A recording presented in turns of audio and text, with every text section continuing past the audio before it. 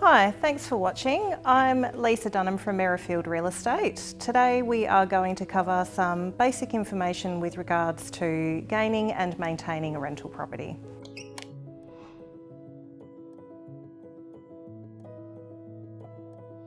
So first off, what does it mean to be a tenant?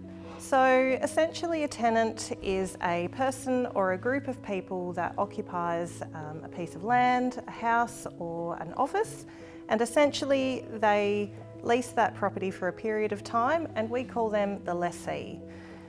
When you're a tenant, you do have certain responsibilities and things that you need to worry about. That can be things like signing a lease contract, making sure that you actually have a lease agreement in place with your lessor, making sure that you maintain a property, and making sure that you pay rent on time. So what's first? The first thing you need to think about is, are you financially ready?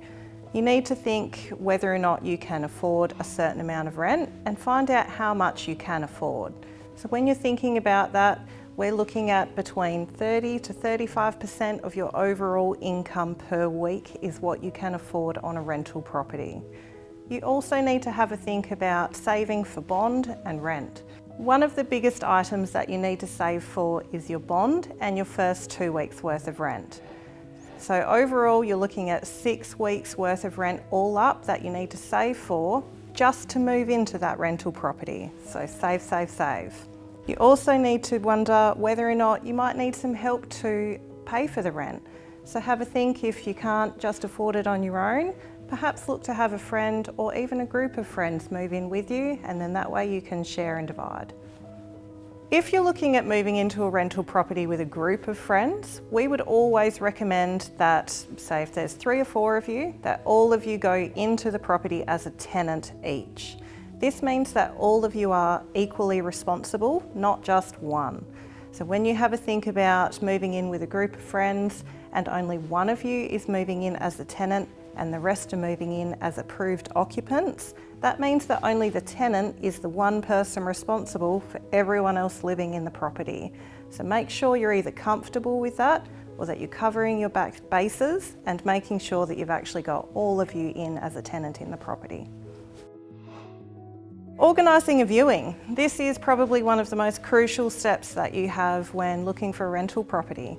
You need to make sure that you're looking through the property before you apply to make sure it's big enough for you, it's in the right area, it has everything that you need. So that could be parking, you might have pets that you're needing to home, you need to make sure that that property is pet friendly. It could even go through to things such as heating and size of bedrooms and storage.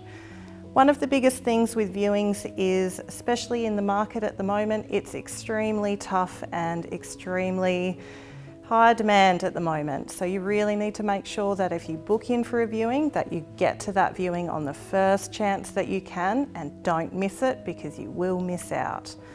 One of the best places to find rental properties is online. You can either go through to realestate.com.au, which is where most agents and owners will advertise their properties. Otherwise, you can also have a look at the domain website, which also has others, or you can always have a look at our website as well if you want to. One of the big things that we do like to bring up with people is making sure that you don't fall for scams.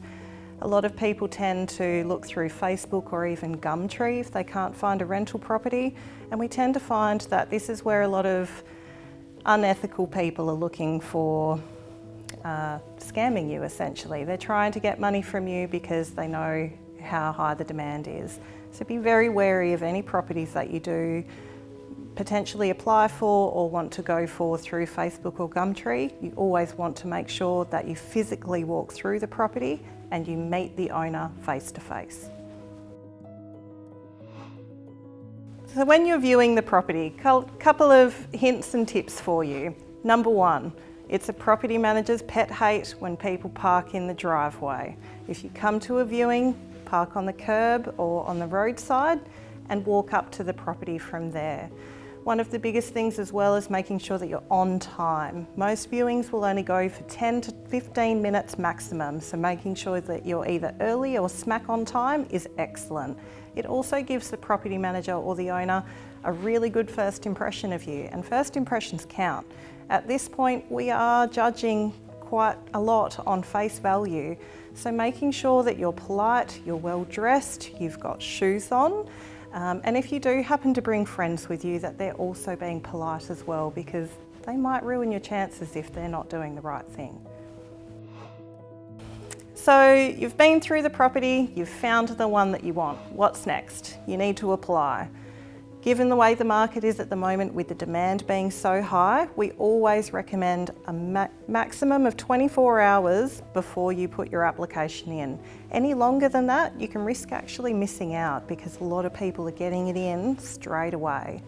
So when you're needing to apply for a property, you need to make sure you've got everything ready. Most agents these days will actually let you apply online, which is excellent because you can actually set up your user and your profile ready to go. So once you've done that viewing, you can just hit the send button and it's all done and dusted. You also need to make sure that you've got all of your ID ready to go as well. Now, some agents will require more, some agents might require less, but ultimately you need to prove your identity, you need to prove where you've been, and you need to prove your income. If you can't do those three things, it will take longer to process your application, and again, you might miss out. You've been approved. Congratulations. So from here, you've got two really important steps. The very first one is signing your lease agreement. Being brand new to the rental market, I would highly recommend that you make the opportunity to sit in front of your landlord or your property manager and have them go through the lease agreement with you word for word. You need to make sure that you as a tenant or a lessee now fully understand that legally binding contract that you're about to sign. There's a lot of rights and responsibilities in there for you, and a lot of rights and responsibilities in there for the landlord as well. So you need to make sure that you fully understand what you're signing. Ask as many questions as you need to. That's what we're here for. The next one is, once you move into the property, is going through your property condition report. Now, this is a big, scary report, and sometimes they're really thick. They have lots of photos attached to them, and essentially they go through the whole house, room for room, inside and out, and they tell you the colour of the walls, the type of carpet, if there's damage, if it's clean, and if it's working.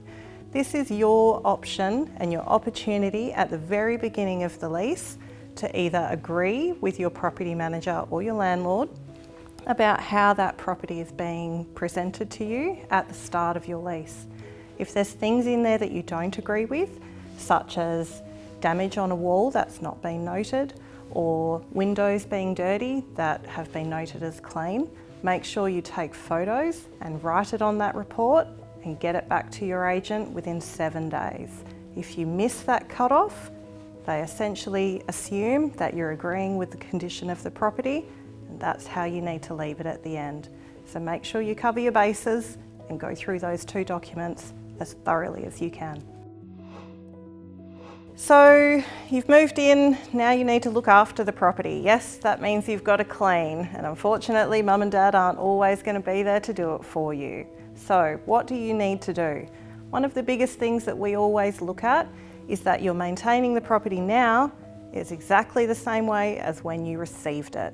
So that means making sure that you are giving it a thorough clean, especially when your routine inspections are coming along. One of the big things that we do see though is that some tenants will be up until 2, 3 o'clock in the morning the night before their inspection, strenuously cleaning to get ready. If you do little bits day by day or week by week, it makes that job so much easier, and then you don't have as much to do when your inspection's coming around, and it's far less stressful. The next things that you need to think about is gardening. Especially when you're viewing a property, you need to have a look at what's included outside. If you're on half an acre property and it's full of massive gardens, you need to maintain them. That means weeding, watering, pruning, you name it. It's all up to you and it's your responsibility. So making sure again that you're doing those items each week or each fortnight just makes it that little bit easier on you in the long run. The next ones you need to think about is if there's any maintenance. If you have any repairs that need to be done, whether they be hot water systems not working properly, air conditioners that need to be serviced, or dripping taps, make sure you let your property manager know. We're there to help you and to make sure that the owner is maintaining the property well, and that means looking after maintenance and repairs. You're not going to get kicked out for letting us know that things need to be fixed. The next one that you really need to be worried about as well is if you happen to damage anything, or if any of your guests happen to damage anything, it's still your responsibility. So you need to make sure that if you've accidentally put a hole in the wall or broken a window, that you contact us, your property managers or your owners, and you let us know what's happened. We can put you in touch with contractors that can help you fix it, or we could organise it for you. Either way, it is your responsibility and at your cost to repair. So being open and honest with us always results in a better outcome in the long run. So as a tenant, there's also things that you're not responsible for. These are things that come back to the owner's responsibility. And sometimes these might not be so well known to most people compared to others. These can be things such as general house repairs and maintenance. So for example, dealing with dripping taps, cupboard handles that might be loose, or doors that might need to be adjusted because they're rubbing along the carpet. Can even go right through to gutter cleaning, making sure that your downpipes are clear and it's allowing stormwater to come away from your property. If there's massive mould issues in the house, sometimes that can indicate that there's moisture problems within the property. So we need to make sure that we're actually looking for any underlying problems that there could be possible issues happening with the house. It can even go through to fixing hot water systems. By no means do you need to be having cold showers if your electric hot water system has kicked the bucket and it's not working anymore. We need to make sure that we fix those items within 24 hours of you letting us know. We have strict rules in place that we need to be making sure that the owners are covering and making sure that they're doing the right thing. So when there's certain items that need to be done, such as burst water pipes, gas leaks, no hot water, or massive water leaks through the property, we have to have someone there within 24 hours. That's under our current legislation, so making sure that you contact your property manager straight away the minute you notice anything that needs to be done is always perfect. Thank you very much for watching our Rentals 101 session. I hope that you've learnt some really helpful and impactful information today. Have a look at the next slide for some items that you need to remember, and good luck. I hope it all goes well.